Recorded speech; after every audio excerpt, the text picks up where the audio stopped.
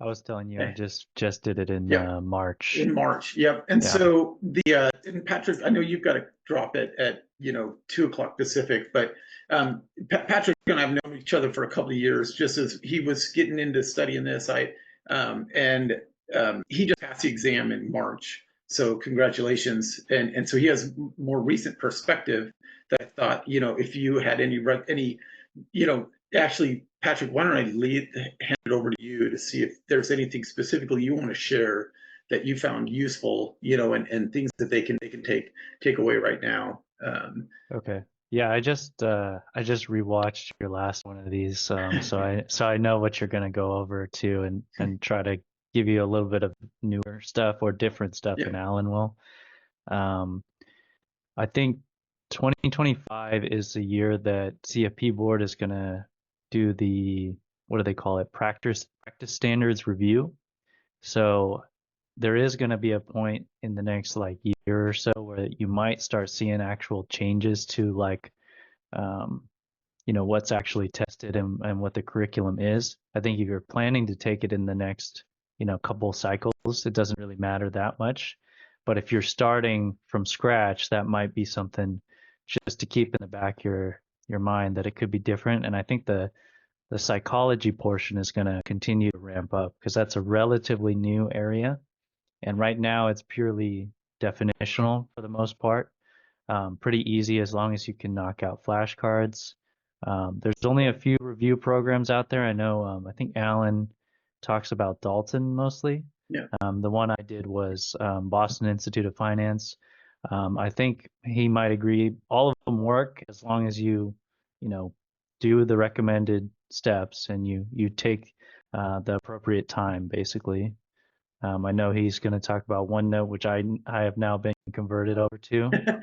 Um, let's see. Oh, study group. If you can do it with people from other review groups, other review programs, I think it was really helpful, not only to just go over the questions, but also to teach people in other groups like difficult concepts. I had two teachers transitioning over, and I thought that was actually really great because they're really good at teaching, right?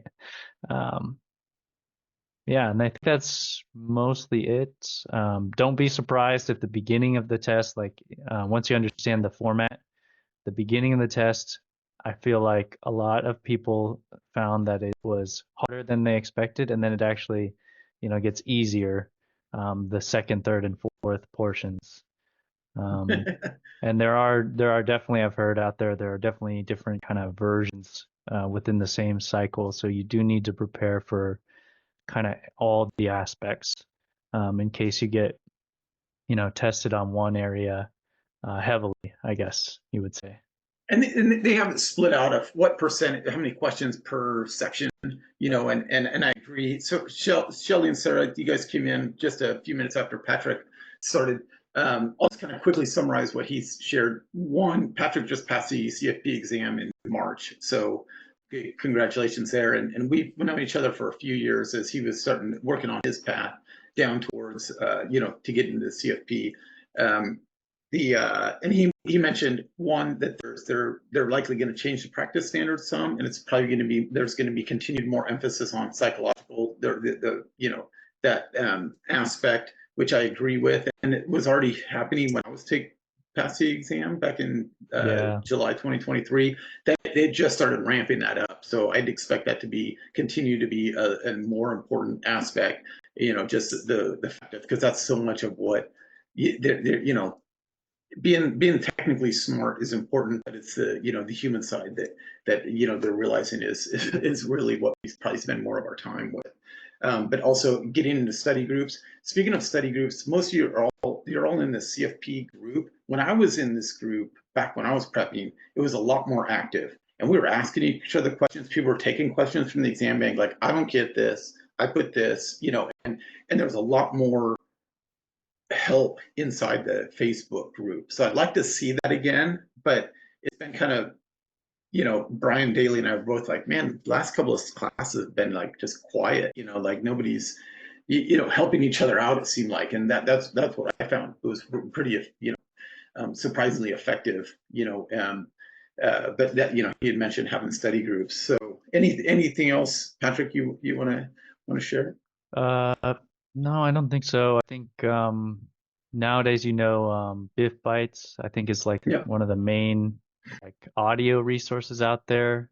There's tons of other ones, and there are a few, like you were saying, still very active people on those forums that are willing to help people out. Like they stick around to help people out, especially those Yeah. ones that there's a couple people in there that actually failed a couple times, and then they finally got that pass, and they have stuck around kind of to help other people out. And I think that's really, really awesome that they do that.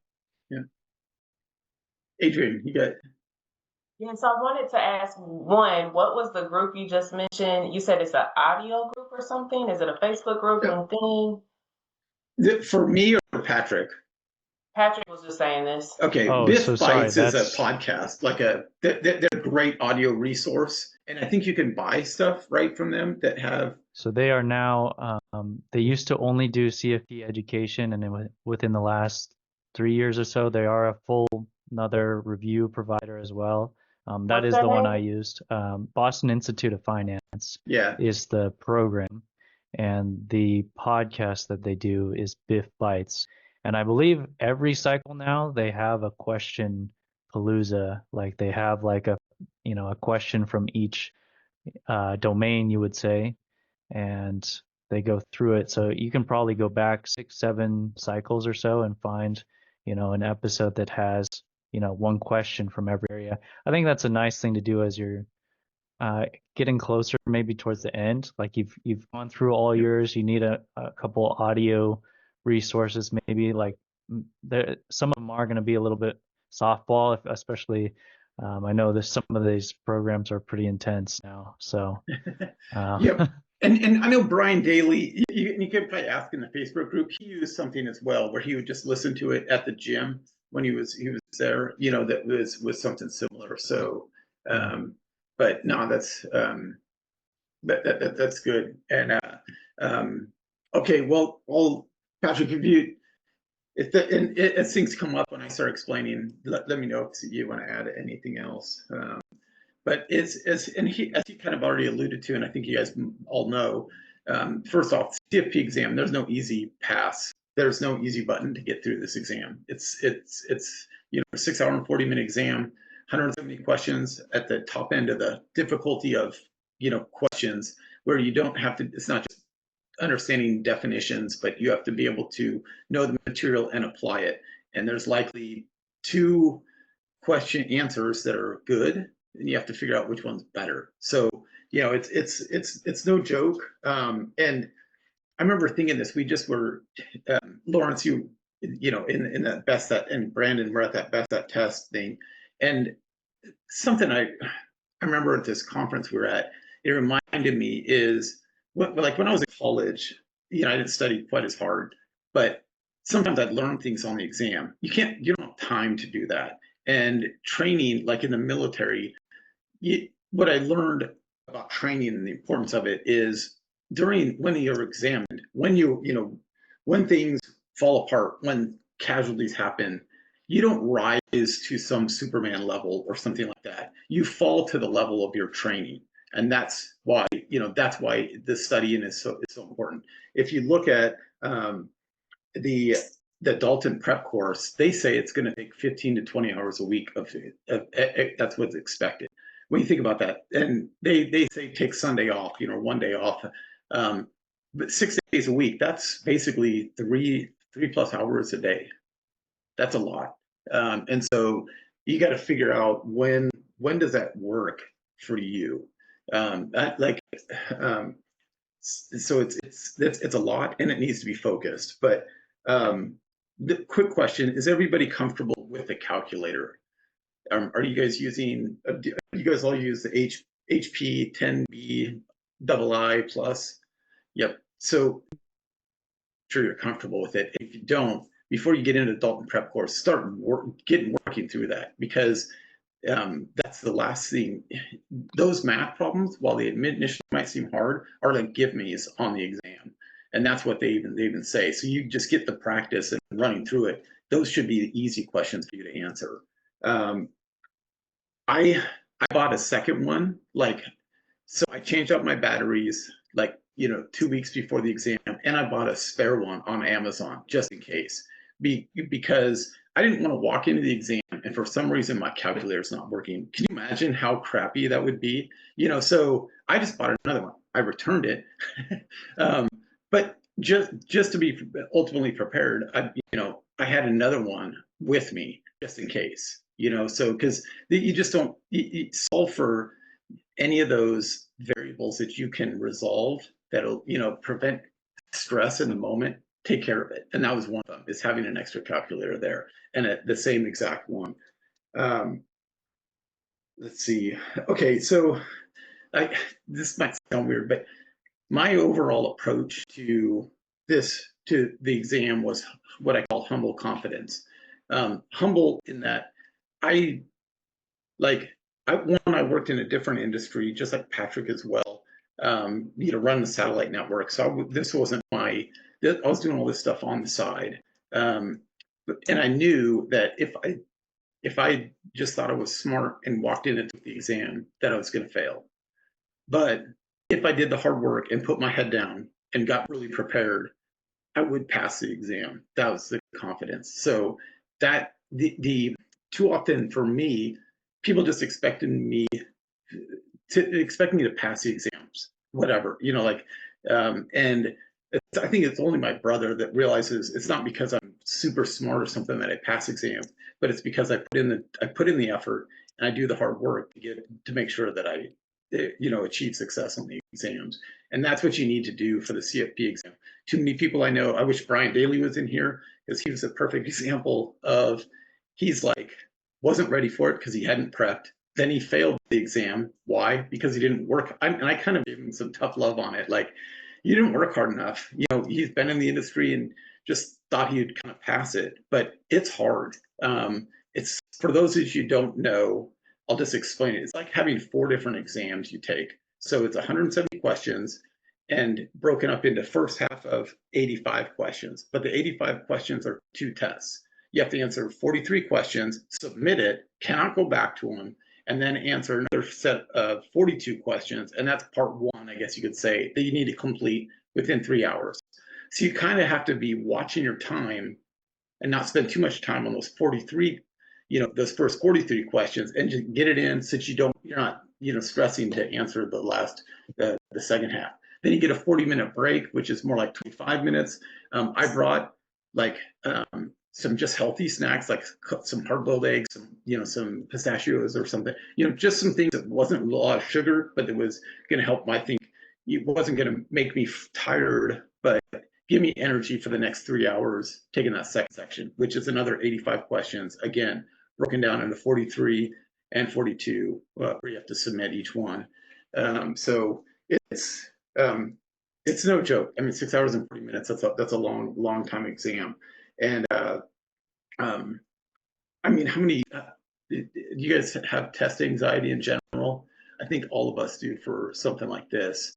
The on I guess I know everybody's got a busy life, but just so you know, it can be achieved even when you're really busy. I was burning the candle at 4 ends when my day job, of course, picked up crazy. I still had the final CHFC class to take while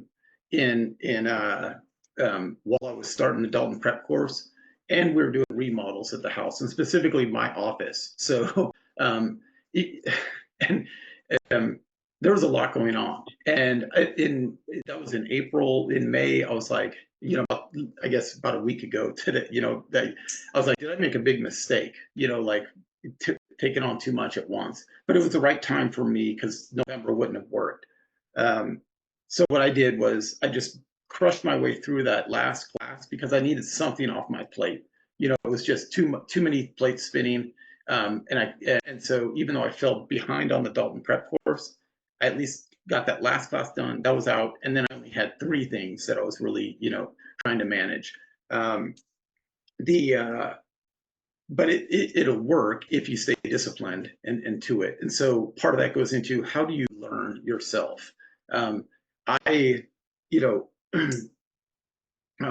I took their they provide you a schedule, and I tried to keep to that as much as I could. But what I realized is I kind of did it stupid. And if I redid it, I've never been somebody that reads to learn it, curriculum material. What I like is somebody to teach it to me and then quiz myself. That's how I learn.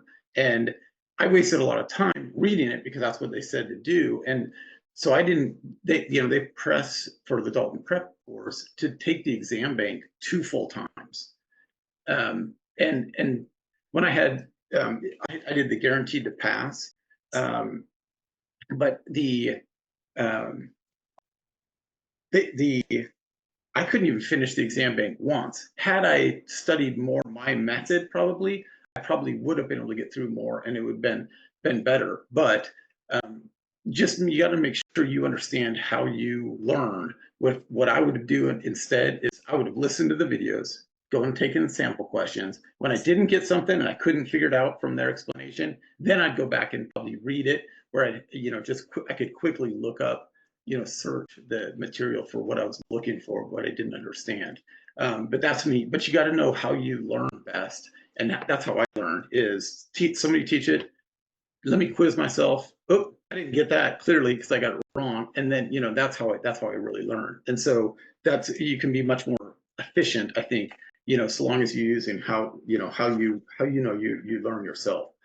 Don't forget to exercise. Like people get, kind of like, I'm too busy. You need exercise. The exercise helps your brain. It'll help you study better, everything. Um, it helps you sleep. And a lot of times, what I found, you know, I read Peak Performance. That was something that came in this best test. Um, Not completely through it yet, but one of the things they talk about is being focused. And I can't say that enough of you've got to be focused when you're studying. And when's your time? For me, with everything going on, I got up at 5 a.m. and that's when I did my CFP studies because that was my time. There was no other distractions. Nobody else was up, and I could work on it. But if I wasn't focused, and we're not always, there's certain, so I would not. I had a friend in college who used to just like bang his head trying to study books for hours and hours and hours. And he's like, dude, you study like people take breaks and take breaks like people study. And I was like, that's what works for me. I'm like, if I'm focused, when I'm studying, I'm focused. If I'm not, I know I'm wasting my time. And so I'll go do something else. And a lot of times exercise is what does that best because it clears my brain and then I can re-engage. But just know that there's times you're not going to be focused. So go do something to, whether it's sweat or something, so that you can come back and actually be focused because that's what you need really to learn things. Let's see. I also towards the end, I changed my style of exercise. When I was doing cardio, instead of doing like jogging or rowing machine or bike, I started walking uphill on a treadmill. And that way I could review the material, like the live classes and the office hours. I could review those, listening to them at 2 times speed or 1.5, 2 times speed while I'm sitting there getting my zone 2 workout in. And it worked great because your brain's actually working better. And yet you're still getting the exercise in. So I know certain people, Angela, want to break those apart from each other. But that's what worked for me with everything I had going on at the time I'd sit there and listen in the car. But that workout allowed me to actually be able to study while I was exercising. And Patrick already kind of said this early on about you might walk into the exam. When I walked in the exam, I thought I was prepared at this point. And then I had to flag the first 4 questions. Not a good start. Like, holy crap, that's going to happen potentially. Just take a deep breath and keep moving on. You know what I mean? Like I was like thinking maybe this is going to be a longer day than I expected. But when I submitted it, I was confident that I passed the exam by the end. But that's how it started. And I was like, oh, this could be a long day. And then we'll get into organization, which to me is the key. That's what OneNote does for me. And hopefully you guys will be believers after. Hey, Zach, what's going on? But first, I'll go into what I did for my final 3 to 4 week battle rhythm to get in there. On the Dalton prep, you're going to have the exam readiness review, I think 4 weeks out. And if you're on the guaranteed to pass, you have to get a 70 on that. It's 50 questions, but it's their best data tool of where your predictability of passing the exam. They've done this so many times, that it's their best metric of where you're at, and take that score might show you whether, hey, maybe I should put this off until the next exam cycle, or I'm good to go. A lot of people still, even though they might have scored low on it, went and just did a little extra hard work and passed anyway. But that you need to get a 70 on to get the guarantee, which if you get a 70 on it, you have like a 98 or 99% chance of passing already. So it kind of made me frustrated with Dalton. Like, wait, so once I've guaranteed that I'm going to pass, you'll guarantee it. So you kind of already had to guarantee that you were going to pass the exam for them to give you the actual guarantee. But they along with that, there's practice exams. Those are not diagnostic tools to see whether you can pass the exam, but they are good and to show you where your weaknesses are and give you that endurance of, holy crap, this is what a 6 hour and 40-minute exam feels like. You know what I mean? So I would take the Dalton ones are harder than the CFP provided one, but I would take a Dalton, then I would take a CFP, the exam, and then the other Dalton. But don't do those within like 5 days of the exam, because you're going to be tired. So you want to space, do those, at least complete all those at least a week before it's game time, so that you're fully rested. On the coaching call that I had, that I'd done probably 750 of the 2,000 questions, and they're like, you've got to do this, is an absolute requirement. You have to get through the exam bank, and you should try to get through it twice. I've got like 4 weeks left to take the exam. I took their advice and threw it out the window, because here's how I saw it. I could spend all my time and try to answer as many questions as possible, and I might get a couple of those really hard questions right on the exam.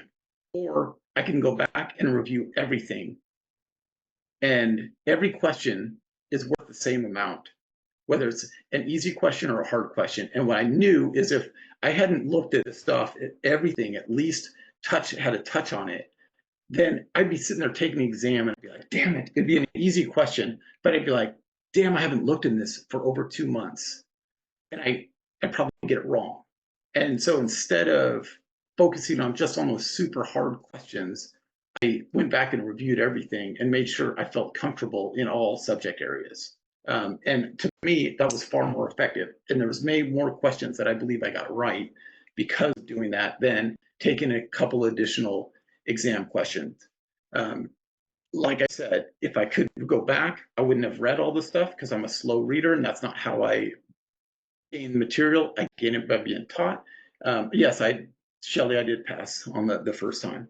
And I would have been able to get through more of the exam bank, but that was where I was at in crunch mode. And what I thought was best was to review everything, and that was effective. So I went back and watched all the live classes again. I went through all the office hours again. And, like I said, I even did that, even exercising, just walking uphill on a treadmill, so I could sit there and study while I'm exercising. I listen to a lot of podcasts, like you guys probably do, so at 2 times speed or 1.5, so you can get through the material much faster.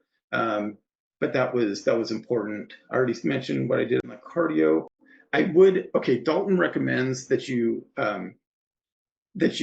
study ethics in the 48 hours prior to the exam, and I highly recommend that. There's a lot of Patrick's shaking his head.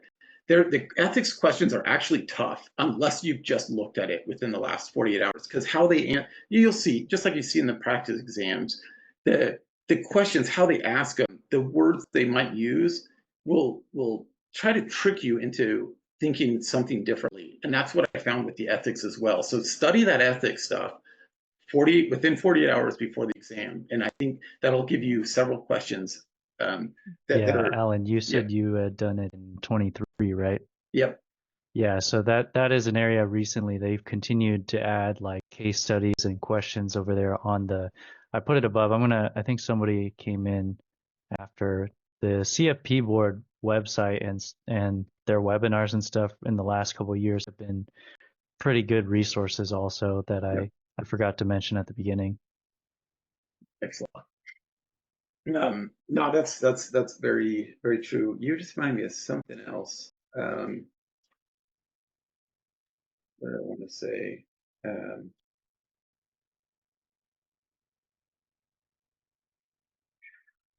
okay, also in that last 3 to 4 weeks, start working on your brain dump. What are you gonna come in and like right at the start of the exam? I did this when during the classes, taxation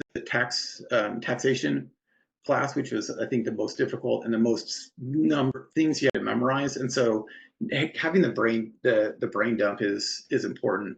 And I'd use the Uber, the what is the financial planning process? Put that down because the questions on that are kind of tricky too.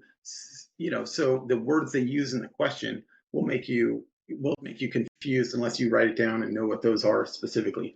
Options four-square chart, huge. You don't have to think about it. Yeah, I try to limit how much you have to use your brain because it's a long time you're going to be using it. The bond teeter totter, there's probably 4 questions there where I didn't have to think at all. I just had that bond teeter totter and I just knew the answer right off and just quickly moved on. And then the tax formula, like I put that down as well because kind of like what's above the line, below the line. That kind of I didn't want to have to think about that during the exam either, and so that I found to be effective. Um, Trying to think anything else. Yeah, Those were ones I that, think to yeah, add on to that is like understanding what's on the formula yeah, sheet and the tax tables, like what is already given to you that yeah, you don't need to memorize, I think is exactly. important. And the There are form, some numbers, right, that you do need to just know, but there's a ton of information that you don't need to know that you can just look at the tables for. yeah, and so that's another point that I have. And on the formulas are confusing as hell. If you just have that formula sheet, you're like, what the hell is this? So you gotta practice with that sheet before to know what all the variables are, and so when you see it, you know how to actually apply those formulas. Because I mean, that formula sheet is not very helpful to you hand it to the average person, like, what the hell is this? So making sure you understand that and agreed. So also on the last 3 to 4 weeks, start looking at those tax tables that are provided. They don't give it to you. You've got to scroll through it on the exam. And so what I started doing each morning, that's what I started going through towards. Um, uh, I'd go through the tax tables, and that way I knew where everything was at because it was more like I think I know this answer already, but let me verify because last thing I want to do is mess up a little number. But I knew exactly this was on page 5, so I knew could scroll down quickly, check, okay, that's good, and then move on. The same. I took the guaranteed to pass, and so we got the quick sheets as well. And those were something I reviewed in that last month as well. Was it's going through like one quick sheet every morning and just getting an idea of it's just good. It was just good review on all different things. Is anybody not sure what the quick sheets are? And hopefully we can, if anybody has you get them for free with the guaranteed to pass. I dropped those into the Facebook group, but those are 2023, so we need the newest ones that have the most latest material. But that'd be something nice if somebody could drop those in the Facebook group. But I went through those. Adrian, I'll invite you to the Facebook group. The Let's see. Also, if you can take the week off before the exam, do it. That way you just don't have, it's just another thing that you don't have to worry about your day job. I couldn't take the whole time off, but I took Wednesday afternoon. I took it on Monday. So I took Wednesday afternoon, Thursday, Friday, and then I had Saturday and Sunday. So I had, almost a 5-day where all I was doing was, okay, just getting final gear up for the CFP exam. And that worked out well for me. The Like I said, studying, I did the quick sheets, and then I started going through kind of quick through them every day. Shelly, you got a question? Yeah, where are the quick sheets on Dalton's website? Do you remember?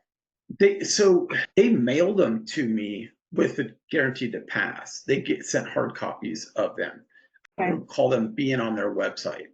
Patrick, do you know if that's? Oh, sorry, you did Boston and Sorry, I don't anyway. know that one. Yeah, Dalton's guaranteed pass, but they haven't mailed anything to me. Okay, I would call them. They're actually Dalton's good. They're good people, and they just call them up and say, hey, where is this? And what I did was I cut them up, so I had them in a binder. I cut them the full page, but they come in this like fold out thing, and I just cut them into individual pages so that I put them into sheet protectors and could flip through them in a binder, and then I scanned them and sent them to other people. But I would just call Shelly, and they'll probably answer that quickly, and say, okay, when are you mailing these? Let's see, others. So I had that all in a 3-ring binder. I had the quick sheets, the tax tables, and the formula stuff. And so I started going through that. I had made note cards. I wish I'd started note cards earlier, and I hand wrote note cards because you retain much more that you write than you do if you typed or if you didn't write anything. So let's see. And then, like I said, I was quickly reviewing all the notes from all the life classes and office hours to make sure I'd seen everything at least once in those last few weeks out of the exam. And so I wasn't tricked by some simple question. The practice the brain dump daily, just writing it down in the morning. Already said about the ethics. Go through the flashcards that you have and then start whittling down what you don't know. But flip through those. I brought those in. People say don't study it on the test day.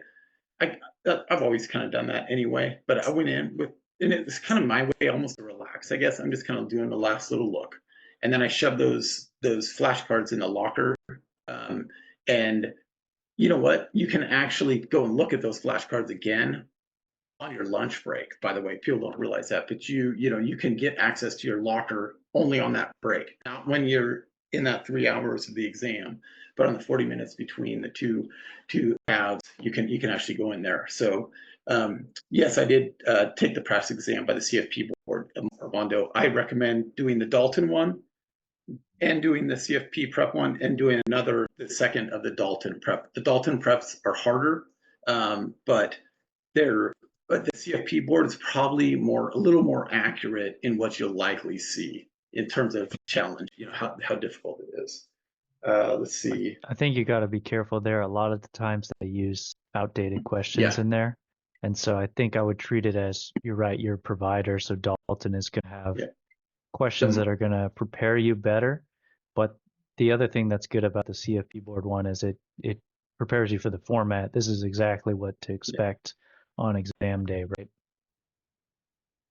Yeah, exactly. Okay, Shelly, and it depends on what's good for you. I would definitely have the options, the 4-square chart, the bond teeter totter. I also put the financial planning process so that that Uber is a drunk person's, but I wrote that out right away too, so that I knew which step it was. And then I wrote what the first word was, not Uber, but understand, the specifics, because those questions are kind of weird how they ask them to. They try to trick you into saying it's step 2 when it's really step 4. So you just have to know what they're asking. And I would highlight specific words when you're going through the exam, to make sure you're answering the right question. I have some funny Navy stories, Zach, you probably know, of especially being a nuke when we'd answer the question wrong. They had some nice acronyms for us. But let's see, what else was, sorry, I was missing one. Okay, case study problems. those are probably the hardest part, and everybody has their own way, what works for them. I didn't read the whole question because it's a long thing, and you're like, what the hell are they going to ask? But I did read the first paragraph or two, just so I had an idea what the hell this was about. You know what I mean? Like, who are the people in here? And then I'd scroll all the way to the bottom, and there's like 3 or 4 questions, and then it's going to be like 3 or 4 pages you got to go through to answer all the questions for this case study. But I quickly got an idea, like, okay, just a paragraph or two, scroll down, what are the questions? And then I went and searched for the answers to those questions. And some it won't be apparent, and they might be hard. Flag it, answer it, flag it, and move on. Like, you can't spend too much time. So, but that was my most effective method, was, okay, have a bit understanding. Now let's go see what the hell they're asking about. Look at those 3 questions. Go and find those answers, flip to the next page, and keep doing the same thing. Go scroll right immediately down to the bottom. What questions are they asking? And then go, yeah, thanks, Armando, the above and below, yeah, the tax formula, what's above and below AGI. But does that make sense? That's how I got through the case studies quickly. And then there's a point where you're like, I don't know, just flag it, move on. The important thing is answering all the questions and with time. So, don't spend too much time. If you don't know, answer, flag, and move on. Dry run going to the test center ahead of time. And I would do that a week, like the same day you're going. Like, I took it on Monday. Go Monday during rush hour, when you're going to go to the exam at 8 a.m. or whatever. Make sure because it's a different testing center than when I took all the classes. So I hadn't been in this test center before. You go in, talk to the people, and see, well, what time do I need to arrive here? You could, like, I realized, you can bring in water if you have a clear bottle, but if you don't, you can't. So going and seeing the process of checking in and everything, it just took away one more stress that you don't need on game day. You know what I mean? And so that's something I recommend everybody do. I know some people don't live close, and so I was fortunate in that respect. If you haven't, my wife, she studied for architecture exams back when we were in DC, and it was a testing center in another city. So we went and spent the night ahead of time there, and we did a test run. So if that's your case, take the night, spend the night there before, since you're not trying to race, drive several hours or something like that. Get familiar with the area, and same thing, do a dry run, at least so you know where everything's at. That way you just minimize any anxieties, because it's already a hell of an exam. Okay, anybody have any questions? We'll roll into using OneNote. Let's see, brain dump. I think aside from options, teeter-totter, financial planning process, bond options, 4-square chart, tax formula, above and below AGI, those are things I definitely put in. Patrick, any other ones you think that are good that they should? Can't think of any off the top of my head. Maybe some of the like education tax credit type stuff, but that's pretty niche, maybe. Yeah. Yeah. Alan, I gotta head out now. Thanks again for doing these sessions, and good luck to everyone that's headed towards the exam, if it's this cycle or a future one. Yep. Thanks, Patrick, and thanks for your input and everything. Very helpful. Yeah, sure. Okay. Now, if you guys are good, now we'll go into OneNote. Are you guys? Does anybody use OneNote? Okay. So everybody see that? Okay. Okay. So is that too small? I'm going to make this larger. It looked like I saw you. Okay, let's go 150. Okay, We need to see the website too. But yeah, I'm doing that on purpose because this part of the demo is showing how to use the browser as well with OneNote. So I got into OneNote when I was getting ready to do my MBA. I was like, how the hell am I going to keep everything organized, all the curriculum? And so I looked at different things, and I came across OneNote, which is a Microsoft Office product. That's what I use: Word, Excel, so instantly compatible with everything. And I was like, this is perfect way for organizing. And it's like having large notebooks that you can get as nerdy as you want. So in our MBA program, there was themes, and each theme would have like 3 or 4 classes. So I'll click here and go to theme 3. So what I did was under I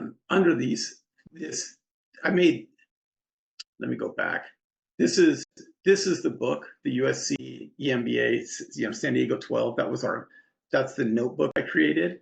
And then these were different sections you have that you can then go and have pages and subpages. But what's cool about OneNote is you can have multi-section groups. So that's what I did with all the themes, is I made a multi-section group, which if you come up here on the top, you just right click, you can have this group or a new section group. And if it's a section group, now you click on here. Whoops, okay, and then you can add all of these additional sections in here, however you want to organize it. But it allows you to get even more and more organized. I'm going to delete that one. But in theme 3, yes, yeah. What's the difference in a section group and a page? Okay, so so what I'm showing you right now is a multi-section group for theme 3. Under theme 3, at the top here, you see these different sections: admin, and then the classes: marketing, leadership and organizational management, finance.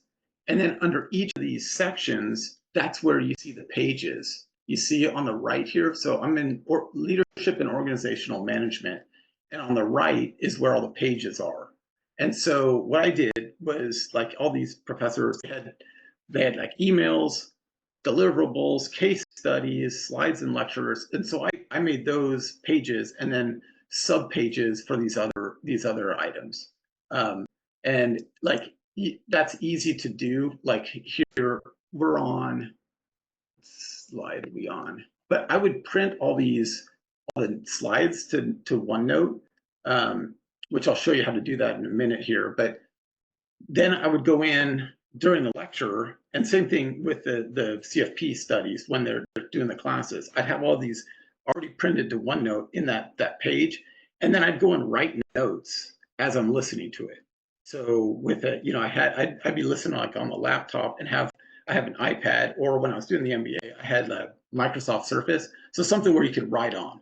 And like I said, writing, you retain much more writing than you do typing or other forms. So you can write in your own pen. My penmanship's terrible, but I can read it. But I would write the notes right in in these notes, and I'll show you how you guys print. But that's how I got very good with OneNote just quickly by playing around with it. And we'll create something here. But then my CFP study, how many of you are any of you guys going to the American College for your studies? Because here's what I created, this CFP study notebook too, and I had all the classes that I took. And then you'd see up here all the sections I created that had keynotes and discussions. So I've got the whole CFP curriculum basically all here. Here's lesson 1. This is all insurance. The discussions we did, the quizzes, and so you have all the material there. Then when I did the Dalton Prep course, same thing. What I did was made a multi-section group for the Dalton Prep course. Trying to select it now, if it'll. Okay, so, and then Dalton Prep course, you see here, I made all these different sections for it, getting started just with, the basic stuff that they had, showing, wow, it's slow, sorry. But here's like the schedule they had. And so this, like I said, this is what I tried to keep to as much as I could. And I would check things off. So there I scanned what I actually did, so you guys could see that, but added this in. And so as I was going through their schedule, I just checked off what I did. to keep myself organized. And but here, like the key things in the Dalton prep course, you had, live classes where you get these as a slide decks. And so I would just print those to OneNote. And then while they were lecturing, I would take notes, just write, you could write notes. Sorry, it's a little slow, but I could write notes explaining what, like the difference between, like right here, 706 versus 709. 6 feet under, like so 706 is for when people are dead. 709 is when they're alive. Like little things that you'd remember. But this, you print it and then you just, write your own notes as you're listening to class. And here I'm going to show you guys real quick. Here's I'm just opening up this file that's and showing you how I printed this off. So this is the estate planning one, which is the current notebook we're on. Okay. See, and so you can see here on the Adobe what I've got here. All you have to do is, when you get these slide decks, these soft copies, you just print, see how it's your printer, OneNote, the desktop is one of the options. So you just print to it. And this will take a minute because there's so many pages, but I'll show you quickly what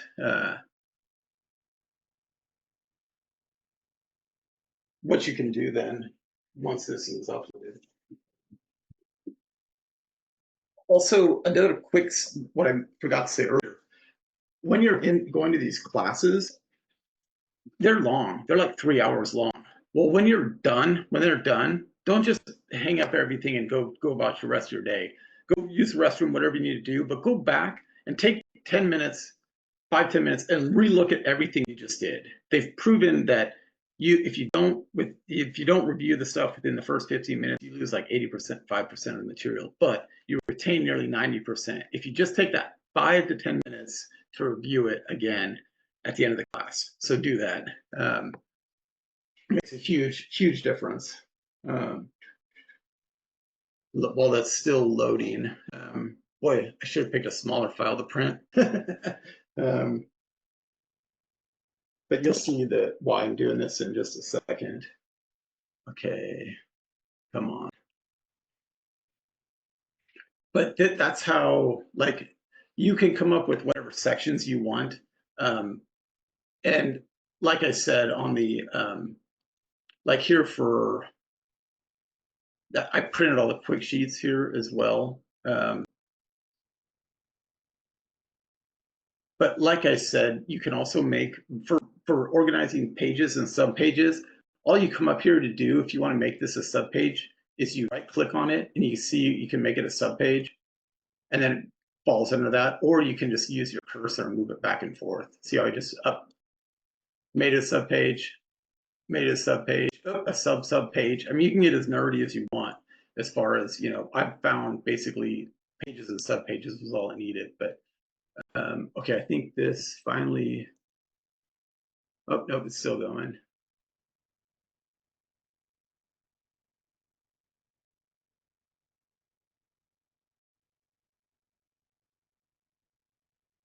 But this, these, I would listen, like I said, I'm trying to find one. I'll just do it anyway. I'll just go to one of these live classes. Oh, there we go. Okay, can you guys see that? Now it's asking me, where do you want to print this one in OneNote? And I went to, let me go back to live classes. Live classes, okay. And then you'll see here, it's gonna pull up. It's just taking a second because it's such a long file. Okay, now you see that printout. Now that's just printed out, that's all right here. And now I've got my iPad just to show you guys something here when it pulls up. Okay, so It's taken a second for the content to become available. Actually, I'll just go to this one. Okay, so on a state, you can, here's the cool thing, like with your pen, you can just,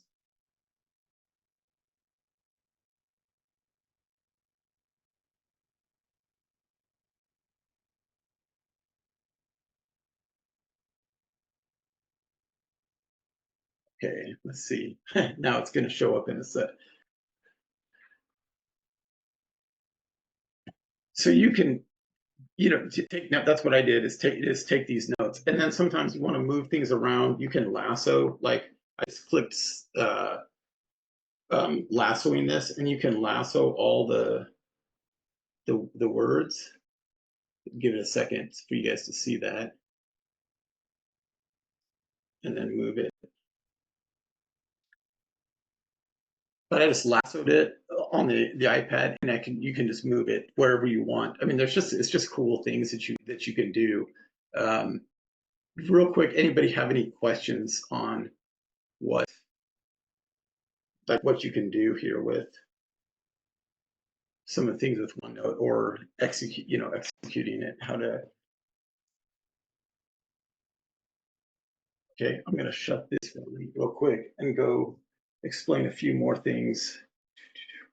I'm going to create a notebook real quick just for you guys on the fly, just so you can see how to do this as well. Just file and create whatever notebook name it is. Let's see, sample notebook. Okay, create. And you can instantly share these with people if you're interested in, and give them either viewing access or, or editing access as well. So I just created right here a new book, sample notebook down there at the bottom, and then let's create a new section group. So let's go section 1 section group. Okay, and you can go in here and then create your own sections. Section 1.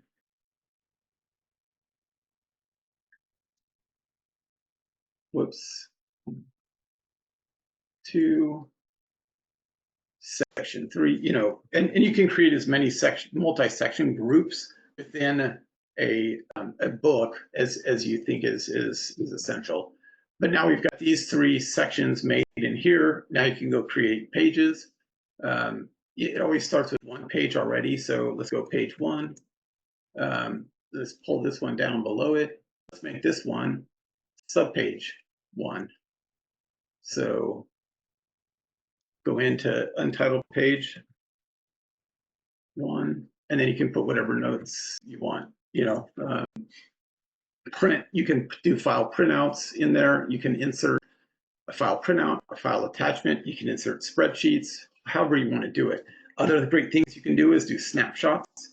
Like, let's say you're listening to a lecture where they don't give you the slide decks, but they have this, the video is going or the audio is going and it's showing slides. You can just do a snapshot and go, like what I'll do. I'll show you guys here with the browser. Real quick, I'm just going to do a snapshot of this education and training page. Okay, let's say that was something important you wanted to know. Bam, snapshot, Control V, paste right into your document, and then you can take whatever notes you want to do right there. Let's see. I use this also for as a program manager for keeping notes, and I would do this. Well, I was, the finance manager for the HOA, and I would do my notes right on here, and then you can instantly email your notes to people under the home email page.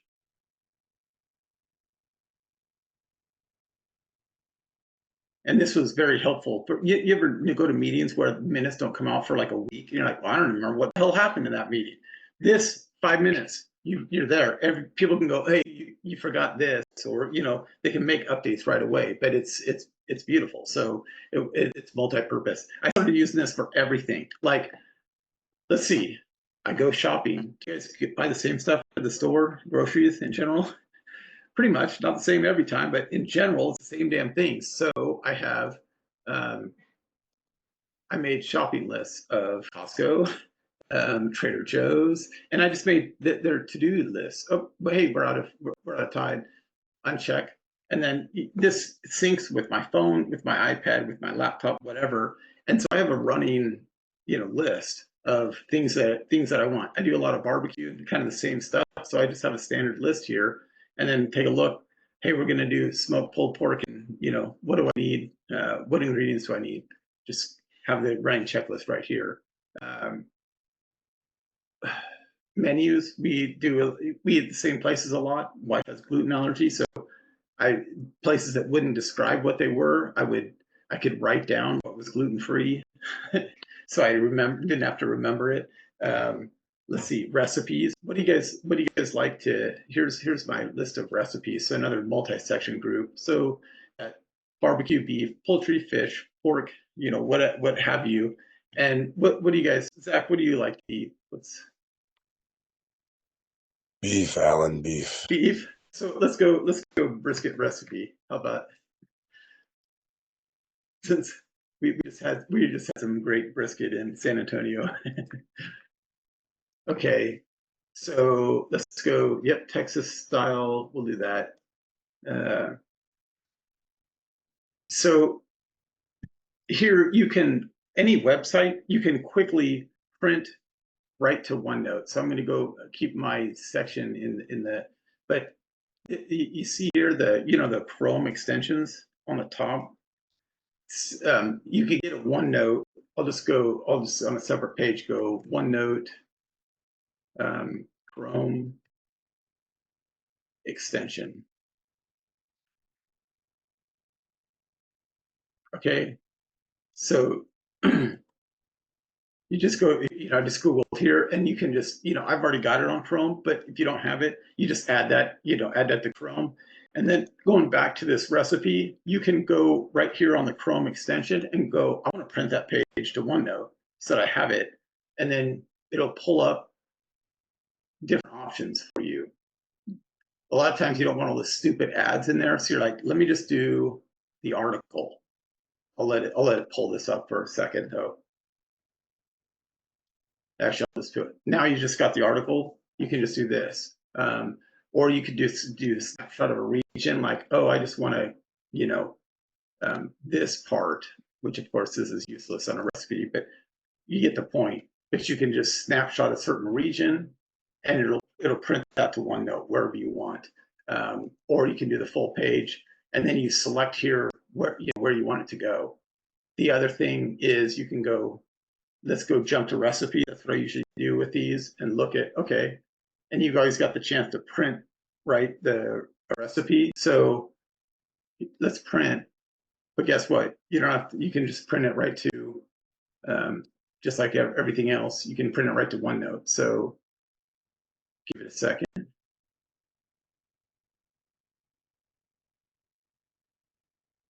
Sorry, this internet's so slow. That's pathetic.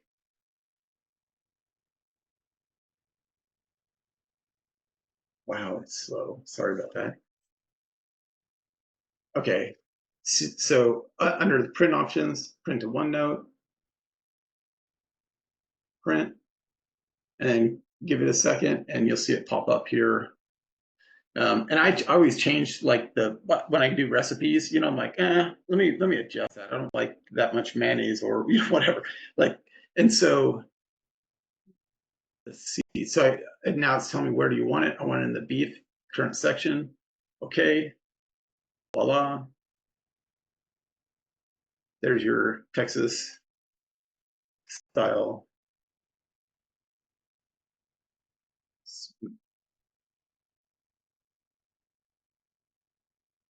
Now, when I go in the kitchen with my iPad, I've got this right here. Like, okay, what do I need?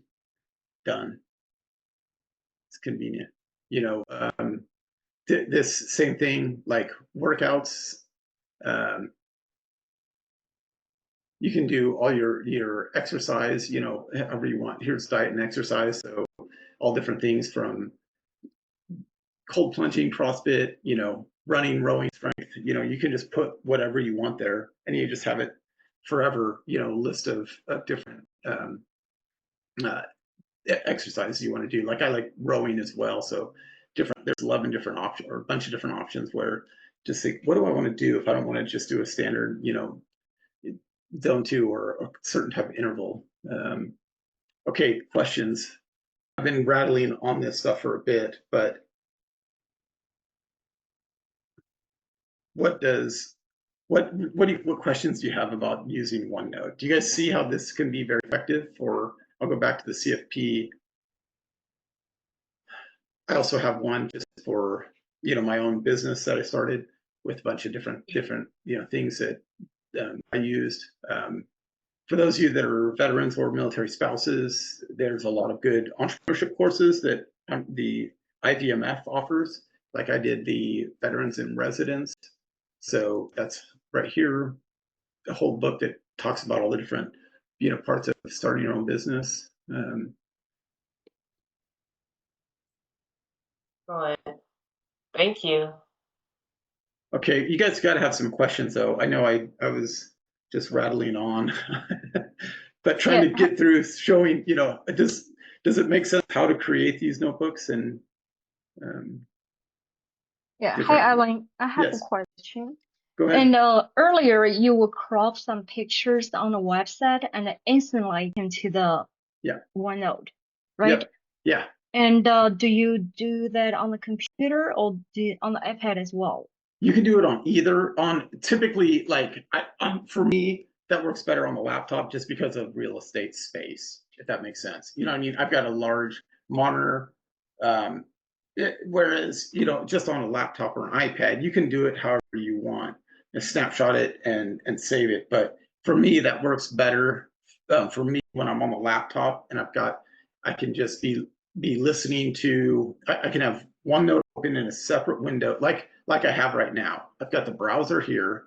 I can be listening to, like I was just finishing the RACP recently. And so I'd be in that class and they don't have the slide decks. But when they're going through all the videos, they go through all these slides. And so I'll just show you guys that right now. So what I did, this, let's go.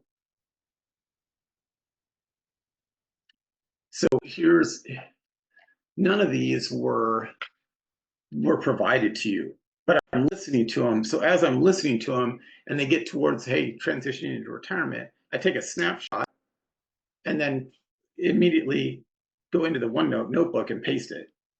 And so, yep. That function only available in the laptop version, right? But the iPad, I don't think that.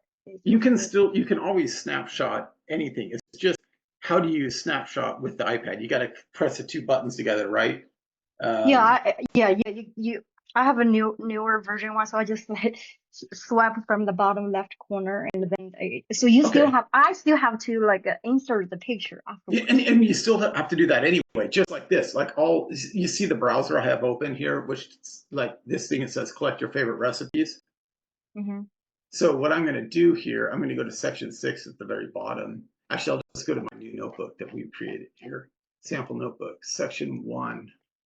I'll say, I'll change this name to recipes since that's what we're looking at. Okay, and okay. So I'm in this page, which I'll say recipe 1. And then I print screen over here, the little, dang it. That's what I don't like. But sometimes my big monitor screen, it's the lighting changes when I do the snapshot. Let me see if I can find one. Print screen. Doesn't look so bad. Okay, but you can go like this. So I just snapshotted it, and then all I do is Control V. So you still have to go into OneNote and paste it. Oh, okay. It's, and you can do that from the iPad. You just have to, with the iPad, I'd probably get quick about using the command, tab so that you can switch between applications quickly. So you snapshot it, quickly switch applications to OneNote, paste it, and then, command tab back to the program you're using where you took the snapshot from. Make Yeah, sense? yeah.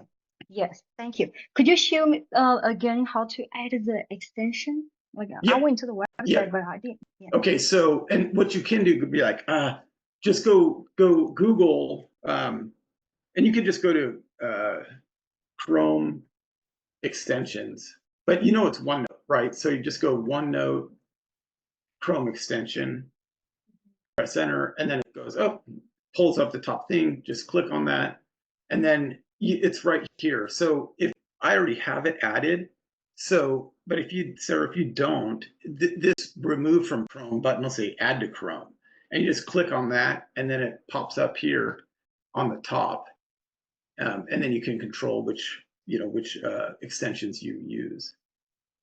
Okay, thank you. Yeah, you went to the Chrome Web Store. I Yep. went to the OneNote website. Okay, Chrome Web Store. Yeah, just Okay, because I'm it's a here. Chrome application, not OneNote, really. Okay. Okay. Yeah, I'm on the iPad. Maybe like the is different. Added to. Yeah, I'll figure that out. Oh yeah, Thank yeah, you. yeah. Thank you. Do you Yeah. have a laptop? I do, but I Okay, prefer use my. because I don't know if you can. There's an issue. I remember trying to add extensions. So you probably want to use snapshots more from the iPad. The Chrome extension I use always for, that's on my laptop and it works great. So if I can do, when I'm listening to lectures, I do it typically from the laptops. If I'm gonna have to do a bunch of snapshotting, it's just more fluid because I have these two big windows open, right? And all I'm doing is Yeah. snapshot, paste, snapshot, and I can keep going through it, the information quickly. Whereas if I'm on an iPad, then I'm going back and forth between applications. It's kind of slows me down. Does that make sense? Yeah. Yeah. Okay. Thank you. Thank you. Yep, you're welcome. Okay, what else? What other,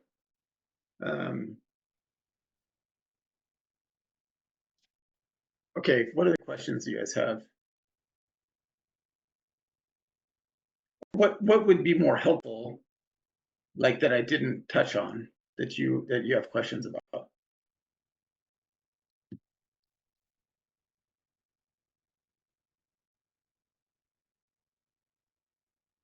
Nothing? You guys have to have some questions.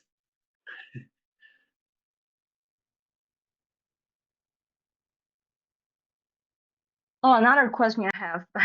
Yep. Like you can extract, like get the like text from a picture.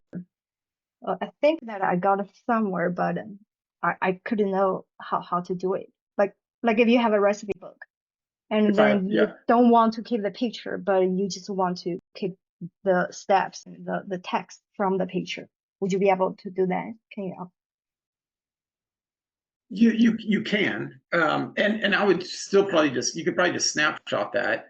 The tough thing, you can't really crop very well in OneNote that I've seen, but you could just snapshot the text, and then actually, like if you go in here into OneNote, one of the things you can do, like I printed all these PowerPoints, right? So it's images kind of rather than words. But watch this. You can, let me go. Actually, I'll go back to the MBA one where I know there are actually, no. Okay, where was live classes? There we go. Here, okay. So what you can do here, I'm going to select. Do you see how I selected? I selected this this item. You can go and right click and say make text and image searchable. Bam, and then you can go and check anytime, like what's something. Let's say 1035 exchange. Dang, I forgot that. You can go up in the search bar and find all the different places where that's mentioned, and just kind of scroll down and be like, which one is it?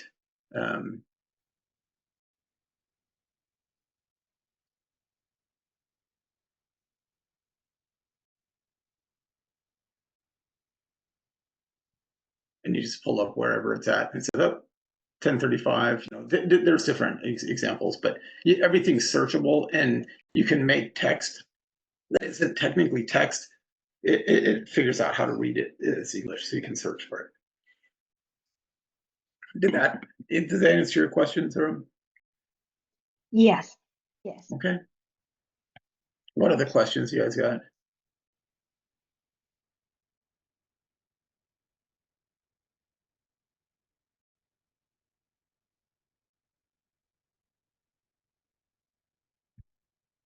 Okay, well, if that's it, then I think that's all I have. Hopefully you guys found that be helpful. And if you have questions, let me know.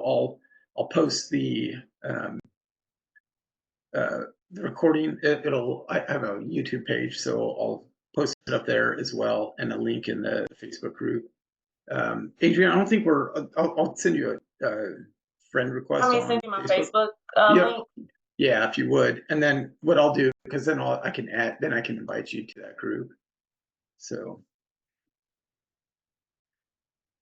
okay. Cool.